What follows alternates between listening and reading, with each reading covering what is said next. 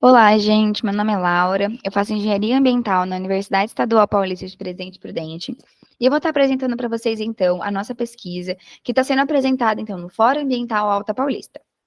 Nosso trabalho se intitula como Análise das Condições Ambientais em Córregos Urbanos na Bacia Hidrográfica do Córrego do Veado, em Presidente Prudente, São Paulo, Brasil.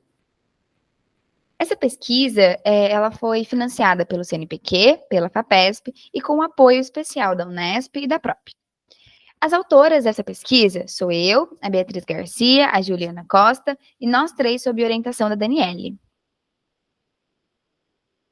Aqui eu trouxe então um sumário com os principais tópicos que eu vou estar abordando com vocês, para que todo mundo consiga entender assim na íntegra tudo o que foi realizado no trabalho, de forma bem completa, começando pela introdução, onde eu vou estar trazendo alguns conceitos, alguma contextualização, para que vocês consigam entender inicialmente qual que é a problemática abordada nesse trabalho. Logo em seguida, eu vou trazer os objetivos da pesquisa, a metodologia utilizada e, a partir disso, quais foram os resultados alcançados. E depois, uma conclusão geral para a gente conseguir resumir de forma sucinta tudo que a gente conseguiu atingir, quais foram os nossos resultados, nossas conclusões desse trabalho. Inicialmente, então, pela introdução. O nosso trabalho, ele tem como área de estudo uma bacia hidrográfica que está completamente inserida no perímetro urbano da cidade de Presidente Prudente. Então, esses cursos d'água, eles estão completamente inseridos em zonas urbanas. E esses córregos, eles sofrem diversas pressões antrópicas, seja pela expansão das cidades, a ocupação das margens por residências, canalizações. Então, de forma geral, esses córregos inseridos nessas zonas, eles sofrem, assim, uma pressão bem intensa dessas ações ao seu redor. A gente tem um acúmulo de resíduos, seja nas margens, seja nos leitos, e essa disposição inadequada dos resíduos pode gerar contaminação do solo, contaminação da água, a proliferação de vetores e entre outros impactos ambientais que esse acúmulo inadequado de resíduos pode ocasionar nos nossos cursos d'água. É possível identificar também esgotos clandestinos que simplesmente lançam seus efluentes nos cursos d'água sem nenhum tipo de tratamento prévio, e isso também acaba contaminando aquele leito d'água. A gente vê uma supressão da área de preservação permanente também nessa bacia hidrográfica que está inserida nesse contexto, seja como eu comentei, por ocupação das margens, por residências, por empreendimentos, mas também é muito comum a gente ver a canalização desses rios. A gente tem um Código Florestal que estabelece, então, a extensão de área de preservação permanente que a gente tem que ter, de acordo com o tamanho, a extensão do leito desse córrego. Porém, em diversos pontos, eu vou estar apresentando para vocês depois a bacia hidrográfica da nossa área de estudo, é possível observar, então, que em vários pontos, vários trechos, a gente tem uma área de preservação degradada. E isso pode ocasionar, então, um assoreamento dos rios, porque as margens, elas ficam instáveis sem a nossa vegetação. E isso pode fazer com que o nosso córrego fique suscetível ao carregamento de sedimentos e, com isso, ocasionar, então, a esse acúmulo de sedimentos no nosso leito do rio. Além disso, é muito comum a gente observar a mudança do curso do rio, que era originalmente, né, o previsto quando ele estava em seu estado natural. Então, as canalizações, os tamponamentos, fazem com que ocorra essa mudança e isso gera um estresse no nosso ecossistema. Bom, trazendo então essa problemática para vocês, a gente tem uma plataforma, uma ferramenta que pode ser usada como gestão, avaliação e identificação da qualidade ambiental desses cursos d'água. Então, o protocolo de avaliação rápida de rios, conhecido como PAR, ele é uma ferramenta que ele vai avaliar os aspectos físicos e os aspectos biológicos desse ecossistema. Ele é uma ferramenta muito fácil de ser aplicada, ele vai utilizar, então, do nosso sentido visual e da nossa percepção do que a gente vê ali no momento. Então, por exemplo, nesse protocolo de avaliação rápida, a gente tem diversos parâmetros que a gente avalia no trabalho de campo. Então, como por exemplo, como está a estabilidade das margens, como está a qualidade da água, ela está transparente, ela está opaca, ela está turva, essa água tem algum cheiro, tem óleo, espuma, sabão, tem algum ser vivo que você consegue observar se locomovendo ali na água, como está a condição das ocupações dessa margem, o que tem ali ao redor. Então, o protocolo de avaliação rápida, ele tem essa capacidade de conseguir avaliar diversos parâmetros da realidade das condições que a gente observa ali no córrego. Bom, e aí, a partir disso, desses parâmetros, a gente vai ter diversas possibilidades de analisar essas condições. Então, por exemplo, uma extensão de APP que realmente respeita o que o Código Florestal estabelece, vai receber uma pontuação maior do que uma área de preservação permanente que está degradada. E é assim que funciona o protocolo. Condições ambientais mais parecidas, né, mais conservadas com o que com a condição natural, acaba recebendo, então, pontuações melhores do que aquelas condições que estão degradadas, que a gente vê uma ação antrópica muito influente ali. E aí, somando todas essas pontuações, a gente acaba, então, tendo uma soma que vai levar à classificação desse trecho. Então, somando todas as pontuações de todos os parâmetros que a gente observa, a gente pode ter 3 possíveis cenários. De 0 a 60 pontos, esse trecho ele vai ser considerado impactado. De 61 a 90 pontos, ele é um trecho alterado. E com mais de 90 pontos, ele é um trecho natural. E é assim que funcionam as classificações. A partir disso, então, vendo essa questão sobre os córregos urbanos e também analisando essa ferramenta de protocolo de avaliação rápida como uma solução para trazer essa gestão, essa classificação dos cursos, a gente traz esse objetivo, então, para a nossa pesquisa, que vai ser, então, analisar essas condições ambientais de alguns trechos da bacia hidrográfica do Córrego do Veado em 2 períodos, sendo um deles de chuva e um deles de estiagem, por meio de um protocolo de avaliação rápida adaptado. Por que eu comento, então, a parte do adaptado? Porque cada ecossistema é muito único, cada ecossistema tem uma condição específica. Então, para cada área, o ideal é que a gente faça uma avaliação considerando quais são essas características peculiares da área, quais são as condições que a gente tem ali na bacia, o que é realmente o natural dali. E aí, a partir disso, a gente faz uma adaptação de um protocolo para que a gente consiga fazer essa aplicação de uma forma muito assertiva, de acordo com a realidade local. Bom, essa aqui é a nossa área de estudo. Essa aqui, delimitada em verde, é a bacia hidrográfica do Córrego do Veado. Como eu comentei, né, ela está integralmente inserida nessa área urbana de Presidente Prudente. E aqui a gente vê, então, né, Presidente Prudente no estado de São Paulo. A metodologia utilizada, então, o primeiro ponto foi a gente definir os pontos amostrais. Então, quais são os pontos que a gente fez a aplicação do protocolo? E a gente levou em consideração pontos que fossem representativos para aquela condição que a gente via naquele trecho. Além disso, a gente também levou em consideração o acesso aos córregos. Como, por exemplo, mais para frente vocês vão ver, o córrego Vale do Sol. E ele tem uma parte que ele é inteiro, assim, cercado por alambrado. Então, a gente teve que ver pontos de fácil acesso e pontos representativos. Bom, considerando, então, esses pontos e as condições que a gente observou na bacia, a gente adaptou um protocolo de avaliação rápida que inicialmente foi proposto pelo Calixto. Então, a gente pegou esse protocolo do Calixto e adaptou ele para a nossa região. Bom, a gente fez a aplicação do protocolo e a gente também fez um estudo pluviométrico. Porque, como eu comentei, esse campo, essa aplicação do protocolo, ele foi realizado num período de chuva e um período de estiagem na nossa região. Então, a gente também fez esse estudo da precipitação acumulada. E aí, por fim, a gente fez a análise de todos esses resultados.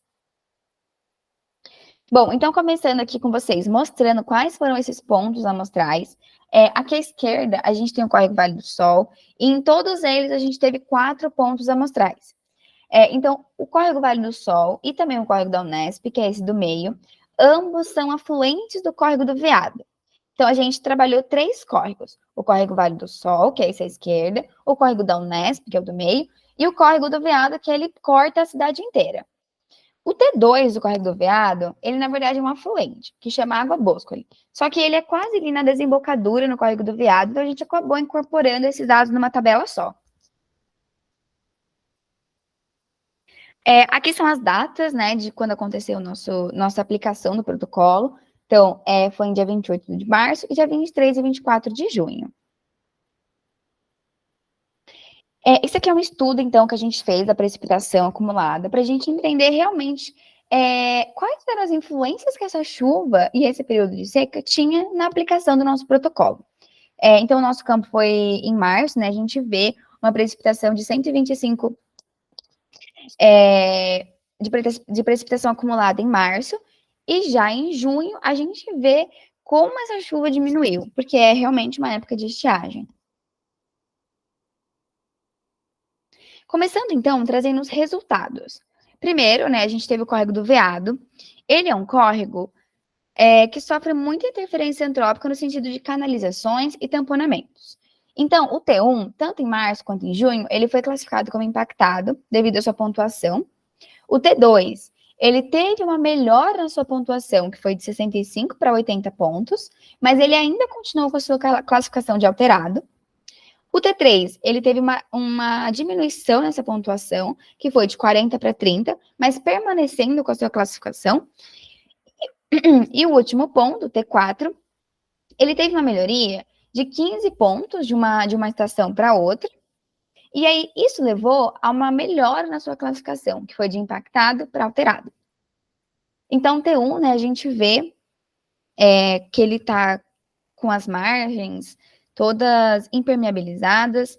Esse aqui é o afluente, a gente vê uma condição um pouco mais natural, só que ainda observamos uma água mais turva, uma área de preservação permanente que não estava de acordo com o Código Florestal, então ela estava degradada. O T3 e o T4, por fim, também podemos analisar, então, essas suas margens impermeabilizadas. Bom, aqui é o córrego da Unesp. De forma geral, a gente não notou, na maioria dos trechos, uma alteração dessa classificação em março e em junho, permanecendo o T1 impactado, o T2 impactado e o T4 também impactado. O T3, a gente teve uma melhora na sua pontuação, e isso se deu principalmente pelo acúmulo de resíduos, que havia diminuído, então, em junho. O córrego da Unesp, ele também é canalizado, e ele é muito parecido em todos os trechos amostrados. Então, essa aqui é a condição que a gente vê nele. E nessa última foto, a gente observou uma mancha de óleo presente na água. E isso impactou também na pontuação recebida na hora da aplicação do protocolo. Por último, a gente tem o córrego Vale do Sol. De cara, a gente percebe uma classificação melhor. Ele recebeu, então, uma classificação de natural em 2 trechos. E é muito importante a gente ter essas classificações de trechos naturais, porque eles são usados como referência na aplicação do protocolo em outros trechos. O córrego Vale do Sol, então, no T1, ele é uma transição de uma área mais natural para uma área canalizada. E ele recebeu, então, essa classificação de impactado, e ele teve uma melhora de 10 pontos de março para junho, e essa diferença se deu por conta da estabilidade das margens. Em março, que a gente teve um período mais chuvoso, a gente percebeu um carregamento de sedimentos muito mais intenso. Então, foi observado um acúmulo de areia nas margens, um acúmulo de areia nos rios, fato que a gente não observou em junho, que era quando a gente não estava no período de chuvas. O T2, apesar de ter, sim, ações antrópicas ali, nós temos um solo rochoso, sem deposição de sedimentos, uma água translúcida, uma área de preservação permanente mais extensa, mais concentrada. Foi possível até ver peixes pequenos nadando ali. Então, por conta de todas as características que a gente analisou e as pontuações atribuídas a cada parâmetro, ele foi classificado como natural. O T2.2, ele foi um ponto que foi incorporado depois na pesquisa. Então, ele é um ponto amostral novo no trabalho. Por isso que ele não foi analisado em março. Mas ele também tem esses aspectos que a gente observou no T2, dessas condições mais preservadas, mais naturais.